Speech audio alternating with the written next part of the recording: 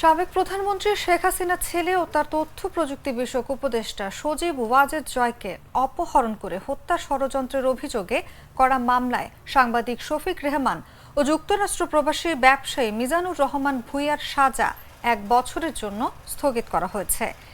আইন, বিচার ও সংসদ বিষয়ক মন্ত্রণালয়ের মতামতের আলোকে এই সাজা স্থগিতের আদেশ দেন স্বরাষ্ট্র মন্ত্রণালয়ের সুরক্ষা সেবা বিভাগের উপসচিব মোহাম্মদ আবু সাইদ মোল্লা। শফিক রেহমানের আইনজীবী শেখ শাকিল আহমেদ রিপন বলেন, গত 22 সেপ্টেম্বর সাংবাদিক শফিক রেহমান ও যুক্তরাষ্ট্র প্রবাসী ব্যবসায়ী মিজানুর রহমান ভূঁইয়ার সাজা 1 বছরের জন্য স্থগিত করা হয়েছে। আদালতে আত্মসমর্পণ পূর্বক আপিল দায়েরের শর্তে এই সাজা 1 বছরের জন্য স্থগিত করেন আদালত।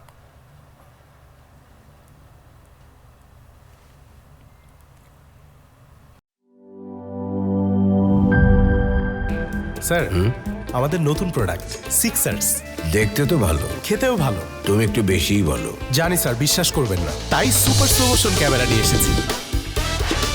দেখেন স্যার, চকলেট পিনাট ক্যারামেল ও নোগাটের দারুণ কম্বিনেশন এলো সিক্সার্স চকলেট কোটেড বার। পুরোটা এনার্জি।